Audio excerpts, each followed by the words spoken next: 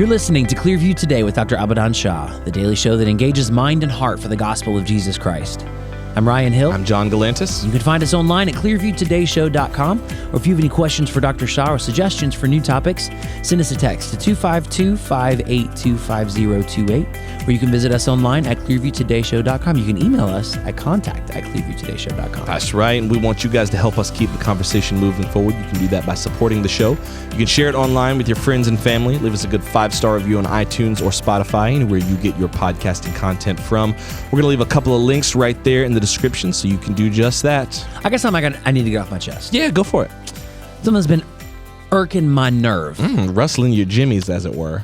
Yeah. Yeah. And in order to do that, welcome to the grapevine. Welcome to the grapevine. Double gripe back to back. I also got another one for Friday. Oh, well. This is going to be a triple gripe week. Gripe heavy week. We're gripey this week. Here's the thing. Before I started at Clearview, didn't have a lot of experience in graphic design. Okay. Never no really, YouTube thumbnails? Nope. No, Nope. watch me and my wife try the cinnamon challenge. None of that. You make like a thumbnail of her just like, oh. None of that. And then when I started to pick up some graphic design skills. It turns out I'm not bad at it. No, you're pretty good. I'm not bad at it. You're pretty good. Best I've ever seen. Yeah. I'm decent. Self-taught. I'm still firmly in the amateur category, but I'm decent. Hey, look, amateurs can make some great stuff. Here's the thing, though. Here's the rub. Here's the bugaboo. When you start operating in the graphic design world, you start to learn the difference in file types, okay? Yeah, sure. JPEG. Yeah, just like a flat picture. Sure. Just like a picture I'd take with my phone. Absolutely. Yeah. PNG. Yeah, like it's on a transparent background. Right. Yeah. Yeah. Vector image, scalable. You can get it to any resolution because it's not pixel based. I don't know anything about all that stuff, but basically if you have a PNG, you can take a image and then put whatever background you want because the background is see-through. And we love that. Here's what I don't love. I think I already know what you're going to say. When you list a file for me to download, free resource online, love that for me, as a PNG, You know what the P stands for? Photos should be see-through. Yeah. And guess what? It don't stand for that. It's not. Like here's the thing: when you drop a PNG in Photoshop or in another graphics editing platform, it has that little checkerboard background. Yeah. That's not actually the background. Like Mario 3D World style. It's not actually the background. It just shows you that there is not a background. Right. So when you render it out as a PNG, that's going to be a blank space. Right. So you can put any other background. You're making sense. Download a PNG and it has that little checkerboard background. It's a gamble. Yeah. You're either going to get a PNG or you're going to get a JPEG with a checkerboard background. Because some jokester, some prankster, some dot PNG. It's like a Weisenheimer has uploaded a fake PNG as a prank, as a goof. It irritates me. It elevates my blood pressure more than it should. Just call it a JPEG. It's a waste of time. Just call it what it is. But don't tell me it has a transparent background and then I got to work to get the background out of there. Yeah, why do it? First off, I don't even understand how it happens from a design standpoint. Here's the thing. People are either dishonest or they're idiots. So they either upload it and they're like, it's a PNG, but not really. Or he wanted to have himself a chortle. Or they're just like, I thought this was one of those PNGs. Yeah, I thought it was like... I put .png in the file name, but I rendered it out as a JPEG. They name it .png and then save it as something else. It's a waste of time. Politely, respectfully, I'd like to pop you. It's a waste of time. I'd like to just real quick on the nose. Because sometimes you find an image you really like, and you're like, oh, I can use this. And yeah, it's not the right back, because now what. The background that's supposed to be just telling me there's no background there is actually the background. Now here's the thing. I've developed a set of skills in Photoshop, a particular set of skills. Liam Neeson style. Okay. So if you drop a PNG on the internet and call it a PNG when actually it's a JPEG with the intention of pulling a little fast one, I will find your PNG and I will remove the background of your PNG. I don't know how I'm going to bring Dr. Shah into this conversation, but I want to switch gears for a second and talk about this pink stuff that keeps showing up around our office. I think it's time for us to bite the bullet. Yeah, we're gonna try the ghost today on the show. I'm gonna try it. I'm gonna be brave. This is gonna be brave. I'll try it. Yeah. This is gonna be stunning and brave of me. Although I think we're gonna try It's gonna be stunning and brave. I think we're gonna try the green apple one, because I don't think Dr. Shah's gonna want the green apple sounds good. It's like a warhead type. It's like green apple, like warhead or whatever. Yeah, I love green tart sour apple. Love that. Today's secret word, Ryan, before we head on over to the main segment, taciturn. I was really hoping you'd say PNG. Taciturn is the secret word. Taciturn. And the secret word. Refresh my memory on what taciturn means. Taciturn means you don't talk a whole lot. It's somebody who Quiet, speaks very little, shy, very shy. All right, like taciturn. You ever play Legend of Zelda? Yeah. Link is taciturn. He is taciturn. Yeah. I think Link's just mute. He could be. Taciturn. Taciturn is the word. We're going to try to sneak that by. Yeah, don't tell Dr. Shah now. Don't text him and tell him what the secret word is, because the secret word we're going to try to sneak past him in conversation. That's right. I can't be alone in my graphics gripe, though. So write in and let me know if you've ever had an unexpected file type and it just really tanked your entire mood. 252-582-5028. Or you can visit us online at clearviewtodayshow.com. If you send me an image that's called a PNG and it has a background, I'm going to save your number. Yeah, he really spam you with disrespect. Yeah, he really don't like that, y'all. I don't like that stuff. Or you can visit us online at clearviewtodayshow.com. We'll be back after this. What's going on, listeners? My name is John. And I'm David. And we hope you are enjoying the podcast thus far. You know, we really appreciate how many of you download the podcast every day. Right. But we also want to remind you that we are first and foremost a radio show. Clearview Today is actually syndicated through the Truth Network. And we just want to let you know right now that in addition to hosting the all-time best Christian talk show of all time, Hashtag Clearview Today. Hashtag Clearview Today, the Truth Network also, as it turns out, has an extensive library of Christian programming. We really love everything they're doing at the Truth Network because the whole goal is to encourage, challenge, confront, and uplift listeners with the life-changing truth of Jesus Christ through Christian Talk Radio. And listen, we know we are not the only show wanting to expand its audience. So if you have a vision for your show or for your ministry, why don't you consider syndicating your show through the Truth Network? Because they rely on decades of experience of self-syndication with a full array of features for your long-form or short-form content. Make sure you visit the Truth Network online today at truthnetwork.com, or you can give them a call at 336-759-0363. Again, that's 336-759-0363. Well, John, are you ready? I was born ready, my friend. Let's hop right back in. All right.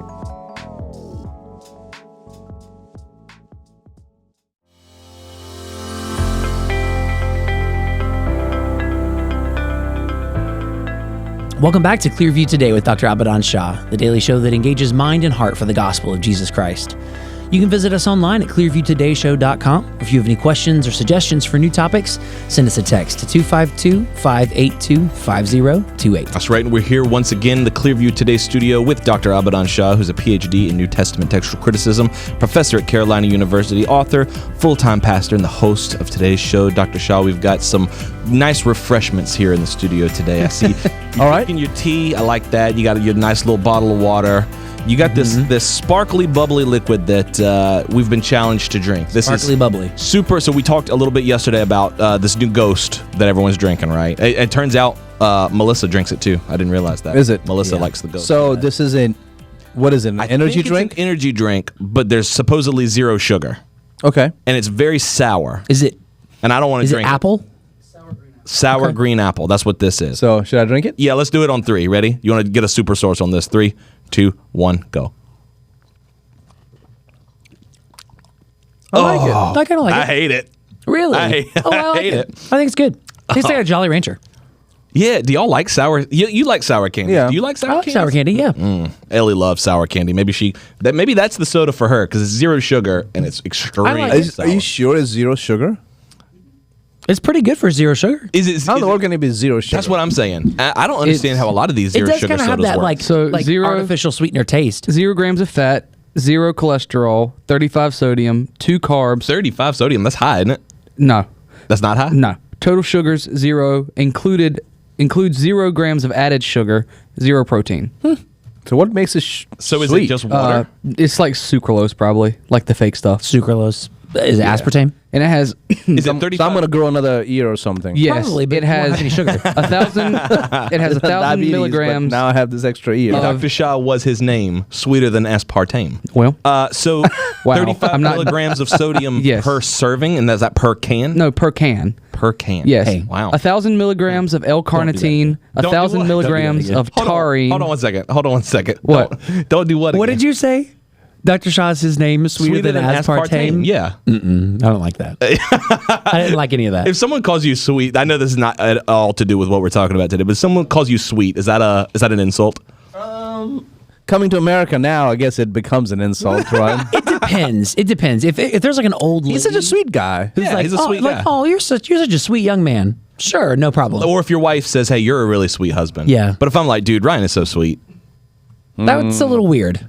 Like It's a little weird. one of the things about my boy, this is my boy Ryan. This is my bro for show. He is sweet. Yeah, he is sweet. that's to me. weird. I don't like You don't that. like that? No. Dr. Shah, you don't like it either? I don't like that. You don't like I hate it for Ryan. Yeah, I don't really like that very You much. you get us into the verse. I don't really like that very much. I got nothing else. The verse of the day today comes from Matthew chapter 11, verse 6. And blessed is he who is not offended because of me. It's Ooh. Jesus talking. That's Jesus I know that talking? because the words are red. Them's the important words, them red words. Dr. Shah, you think anybody in the nation today is offended over Jesus? Oof. Well, I faintly recall somebody telling somebody that they were at the wrong place. Yeah, something about that. For saying Jesus is, I think it's Lord, Jesus I is guess. Lord, Jesus yeah. is the Lord. You at the wrong rally. That was kind of crazy. Right? I know Hallelujah. that happened a few weeks back, but we didn't get a chance to really talk about it on the show. That was You know, insane. Ben Carson. Ben Carson was a presidential candidate, and then he went on to become the head of HUD, and under President Trump. And he said about that whole, incident. He said, "Out of the abundance of the heart, the mouth speaks." Yeah, great point. So this person spoke, but I think people are like, "Oh, that's not what in the moment that this happened, in the moment that happened." And I know there was some damage control done by going to a church and all that stuff, which was kind of weird to listen. I missed that. For real? She did that? Or Yeah, this I mean, person did that? Yeah, going to a church and kind of quoting a verse and kind of sounding preachy. But I think I found that condescending. Yeah. But anyways, what Ben Carson said is, out of the abundance of the heart, the mouth speaks. So when this person said what they said, it really wasn't their heart. Yeah. That's such a great reminder. Like, sometimes we'll say, oh, they just meant that in the moment. They didn't really, that's not who they truly are. But sometimes those things that come to the surface in the moment, that really reveals more about a person than we'd like to imagine. Especially if you're Christian. I think there's a lot of times where Christians these days are accidentally revealing themselves. In fact, revealing themselves and revealing their hearts. In fact, we've got a Clearview Current. People have been asking where the Clearview Current has The been. Clearview Current. The Clearview Current. People have been like, hey, did y'all drop the Clearview Current? It was like, no, we didn't drop the Clearview Current. The only thing was, everything we were talking about has been current events. So it kind of moved for a little while the elections were going on. It kind of moved from a segment of the show to just being the entire show itself. Right. You know what I mean? But without further ado, ladies and gentlemen, It's time for the Clearview Current, where we cut through the chaos of today's headlines with a clear Christian perspective. We're here to keep you up to date on what's going on in the world, big or small. that's right, Dr. Shah. There was a prestigious Methodist girls' school in Melbourne. That's in Australia. Australia, Mike. Right down under. And this is a Methodist girls' school now. This ain't like a public school. This ain't like a liberal university. This is a Methodist school, and it says, "Hey, girls, we need y'all to take them crosses off y'all's necklaces because that can be offensive to other students." Now, what in the world is that? Yeah. I mean, just think about that for a moment. I'm seeing if I can find some info on that school and just kind of throw it up there. And this is in Australia, if I'm not wrong. The Melbourne? It's the Melbourne Methodist Ladies College. I think you're supposed to say Melbourne, but Melbourne? but, yeah, they get real. Australians get real. Right, the antsy if Melbourne you- Methodist Ladies College. But that's what I'm saying. This is a Wesleyan Methodist church, and it's been there since 1882. And they're a Methodist school, I should say. It was founded by the Wesleyan Methodist Church, yes. But they're telling their girls that you got to take off your cross necklaces because it could be offensive to other students. How does that happen in a Christian school? Yeah, so they have this interview where it says they're interviewing one of the students. She says, my friend was wearing a cross, and there was another girl in our class who said she found the cross really offensive, and so the teacher told her to take it off. So do you send your kids to a Christian school, even if they're not Christians, and then make the Christians their lives harder? Does that happen? Welcome to Australia. This is an Australian thing. I mean, and we saw this in 2020 and during the pandemic. Some of the strictest and harshest laws against people, churches, faith community came in Australia. I really didn't know that. Yeah, people were arrested. family members were taken away. I mean, it's just weird stuff. I can hardly remember now, but it was like Australia. Yeah. I thought these people were like, just like they're ready to go and fight for freedom and whatnot. But Australia, Yeah. I guess. Yeah, that's crazy. 'Cause Intense religious persecution. Yeah. I didn't know that, and I was under the impression that this is supposed to be a religious school, and yet they're taking this minority opinion of this one student over the mainstream, like the actual students who are there for religious purposes. Yeah. So listen to what this is a spokesperson for the school. They're being interviewed for the school's position. They say, we are deeply committed to fostering a culture of inclusion, respect, and diversity. Our Christian heritage serves as a foundation for welcoming individuals of all faiths, cultures, and backgrounds, fostering an environment where every student is supported in expressing their identity and beliefs. So maybe Okay. Okay. If you want to have that as the foundation of your school, that's fine, great. Invite other students who are not Christians to be a part of your Christian school. Love that. But then don't discriminate against the students who are Christians and tell them they can't wear jewelry that displays their faith. I know this is a hot take, and by that I mean this really is just common sense. It should not be a hot take. But I am under the impression that inclusion means, hey, you're welcome. You're welcome to come in. It doesn't mean that you come in and start excluding the norms here. So like, for instance, at our church, everyone is welcome. People are welcome in. But there's this understanding that these are our beliefs. Right. This is where we stand. We have a new members class where people come in where they're told these are all the big major things that we believe. Right. And here's the final authority on what we believe, which is our pastor. This is setting the tone for your relationship with us as a church. And if you don't agree to any of this stuff, you probably won't get a lot out of your time here. Right. And I think what's happening here is same thing that happens with churches where, didn't you say you're loving and welcome to all people? Well, I am, let's just say, homosexual or transgender. You're not loving and welcoming me. So what do you do with that? Yeah. Because on one hand, it's like, yes, loving and welcoming, but doesn't mean that your value system is wholeheartedly, wholesale accepted. Right. Right. But loving and accepting you as a person, not necessarily your personal ideology or your behavior or your wrong idea of life. Right. And because we love you as a person and we believe the Bible to be true, we cannot lovingly condone the sin in your life that the Bible calls sin. You were the principal of a Christian school for a number of years. Yeah. If this had happened, I mean, I know that was maybe what 20 something. How many years ago do you think that was? That was about 15 years ago. 15 years ago. Yeah, so just about. Times may have been different, but if someone had come to you and said, "Hey, I know this is a Christian school, but the cross necklaces are very offensive to my kid," how do you handle something like that? Well, it began even back then with one of the teachers there. For real? Yeah. Wow. And it was because the mascot was Crusader.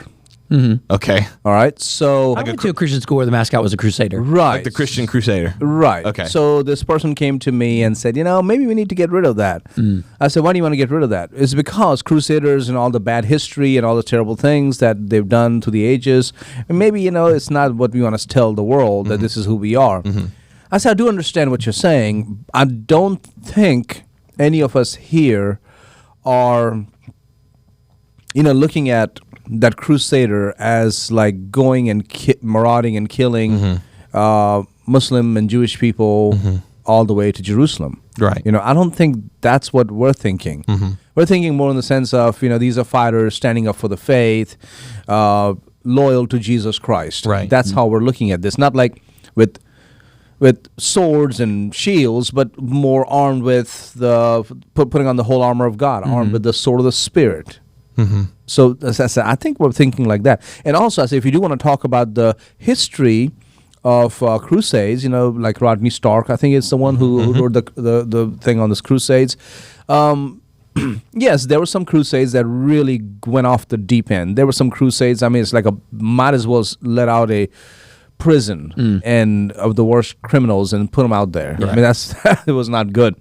But many of them went there for the right reasons. Right. Because our brothers and sisters in Christ were being killed and destroyed. And so Christians from the West went to help the Christians in the East. There was a great episode that we did a long while back. I think it was called "While the Church Sleeps," and it was based on a message you did when you were the president or the the I was the moderator of the Colum Baptist Association, which is no longer existing. A few years after I left, or after I was off the position of moderator, they abandoned. That message and eventually that episode that we did, I think, did a really great job of detailing just how pervasive that Muslim spread of Islam was. Right. And it was taking over everything very rapidly and very violently. And I think people don't.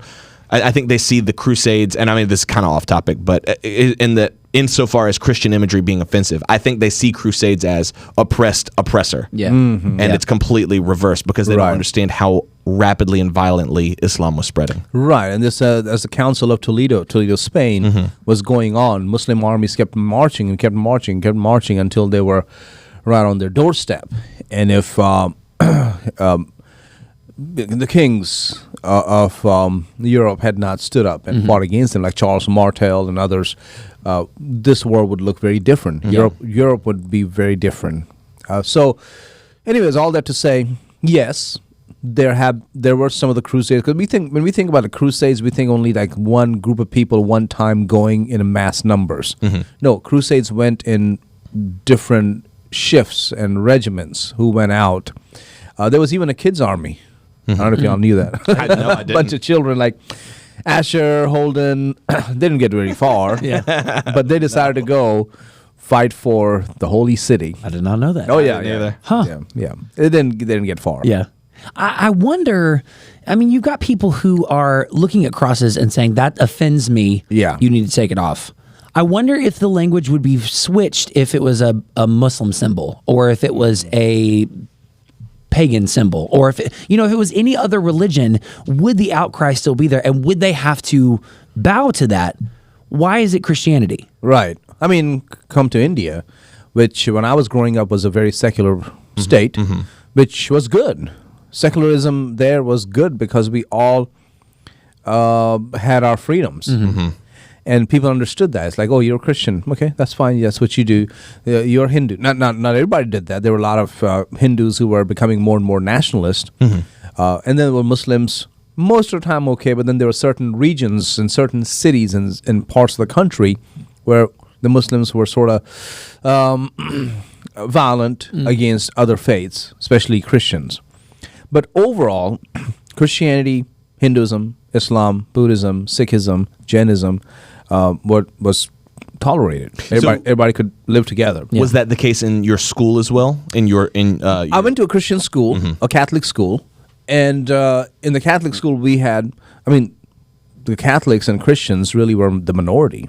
We were not that many, but majority of the people were Hindus or Sikhs and Muslims. Yeah. But we got along very well. We understood. Of course, it didn't bother me because I was a Christian. Right. Even the Protestant.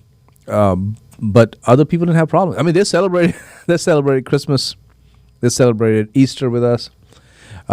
We had some of the Hindu festivals and Muslim days off. So that was not a problem either. It's like, oh, great, Diwali. But to go home. The school was teaching Christian doctrine, not Muslim, Hindu, Sikh. They weren't teaching those things. They were not teaching doctrine at all, to be honest. Oh, really? It was just school? They taught me evolution. Really? Yeah. Wow. I grew up learning evolution. Okay. If you were to walk with me to our science lab, where I went to school, St. Aloysius High, all the what do you call the heads or whatever, the sculptures, and the skulls and like the missing skulls, like the Neanderthal man and something man. I could never get it right because there's such long names, but I remember them all sitting on top of these shelves, all across the top of our biology lab. So I have a question, and maybe you can kind of shed some light on this as an educator and like as a teacher, because you've been in education for a long time. Right. There's a lens with which I think a lot of people will view this, which is a pastor lens, which is to say, if someone came to my church and said, you can't wear the cross necklace, as a pastor, I would stand up and say, no, you can wear the cross necklace. Right. Because I'm the pastor and okay. As a teacher in a school setting, is there a difference? Even if it's a Christian school, do you have to approach it differently? Or can you stand up and say, no, we're going to wear cross necklaces, that's fine? I mean, do we tell a Muslim teacher to take off her hijab? No, we won't. Yeah. We will say that's fine. If a Mennonite teacher came to the school and she wanted to wear, how the Mennonite wear their little head coverings, would that be a problem? No, it would be fine. Even at a Christian school, you're saying? Even at a Christian school. Okay. As long as they're open to hiring. Right. Now, Christian schools usually will not hire people of other faiths. Catholic schools may hire. Okay, most of them that I knew growing up were more open. Here, I don't know how it is, but they're more open to hiring outside teachers who are not Catholics. But unless it's like a Christian school, that's where definitely the teachers are Christian. Yeah. I wonder if typically you think of Christians as unwilling to fight back. I mean, we are often the ones who are picked on. Right. And maybe that's because Christians throughout history have been just quiet, have kept to themselves, have been meager or taciturn when it comes to defending these values. He gives you away. No way. He gives you away. Keeping the smile on He my gives face. you away. Taciturn was a pretty tough one to work in. taciturn was rough. I didn't even hear that. Did you say that? I did. I just saw his smiling There's because I'm no like, way. You got to roll the you got to roll the tape back. I wasn't smiling. Unbelievable. I was trying so hard. He was smiling. Oh. He was smiling. He's over there going, I'm trying. It's so hard. It's funny. It's fun. I love the word. I love the secret word. Go ahead. Anyway, the word of the day was taciturn. It was today, taciturn. which I didn't means even hear shy. that. All I heard was like meager something. I was like, smile? Shy or unwilling to speak up about certain things, which unfortunately has been characteristic of Christians Yeah, true. throughout history. Yeah. I wonder if that's why Christians are often the ones who are like, you have to do this. You have to take the cross off. You have to. Because we have always been, following Jesus' command to love your neighbor as yourself. So we are willing to say, let's put ourselves in their shoes. We do that. That's not the way the other side sees us. Now, I know Christians haven't always done that. I Right. totally agree. There have been times where some Christians have been very mean towards outsiders. And if you read Scripture carefully, right, you read the Bible carefully, God told his people, the people of Israel, to treat the foreigners with love and compassion. And I'm paraphrasing. Right. And the reason you do that is because you too were strangers in a foreign land. So do that. Did you know that even in the millennial kingdom, all right, millennial kingdom, now we're talking about the 1,000-year rule on earth, where the Jewish people are given the land, the promised land, and all of that. Did you know that even in the millennial kingdom, the stranger is given just the ability to have a good life? Can I read that passage? Yeah, please do. Please. So I want us to understand how much our ethics or ethical system comes from the scriptures of loving your neighbor. So here it is. This is Ezekiel chapter 47, verse 21. Thus you shall divide this land among yourselves according to the tribes of Israel. So if it's tribes, we know this is not the new heavens and new earth. This is the millennial kingdom, right? 1,000 years, where God is going to fulfill his promises to ethnic Israel. It shall be that you will divide it by lot as an inheritance for yourselves and for the strangers who dwell among you and who bear children among you. Wow. They shall be to you as native born among the children of Israel. They shall have an inheritance with you among the tribes of Israel. And it shall be that in whatever tribe the stranger dwells, there you shall give him his inheritance, says the Lord God.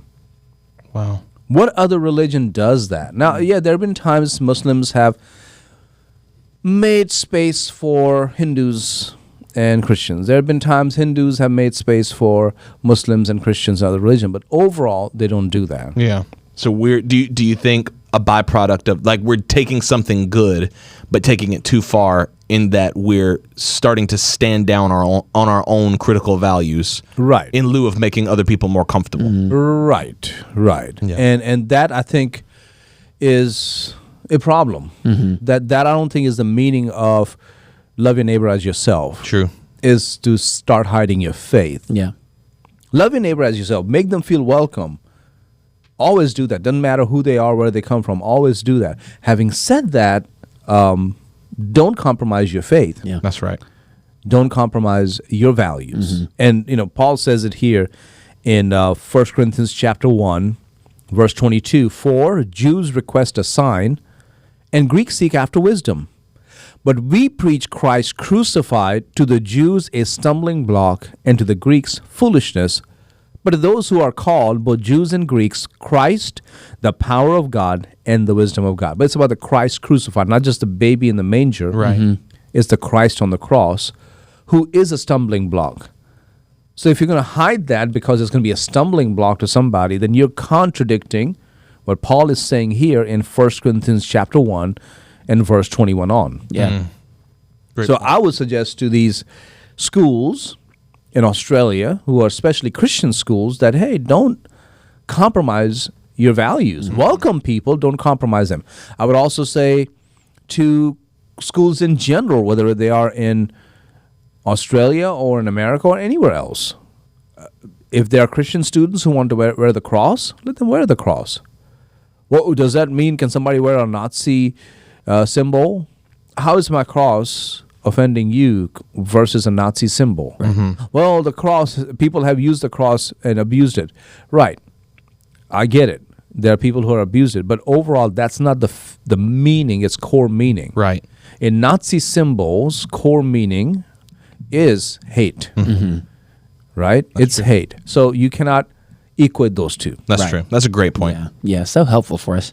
If you guys enjoyed today's episode, write in and let us know, 252-582-5028. Or you can visit us online at clearviewtodayshow.com. Don't forget you can partner with us financially on that same website. Scroll to the bottom, click that donate button, and let us know it's coming from our Clearview Today Show family. John, anything you want to plug as the show ends today? Yes, absolutely. Make sure you pick up Dr. Shah and Nicole's new book, 30 Days of Praying for America, Daily Devotions to Heal Our Nations. It's available on Amazon right now. Wherever digital books are sold, you can also pick up our debut album, Heaven Here and Now, on iTunes or Spotify or anywhere else digital music is sold. We're going to have those available as resources for your church family very soon. That's right. Lots of great content coming your way the rest of this week. Make sure you guys tune in. We love you guys. We'll see you tomorrow on Clearview Today.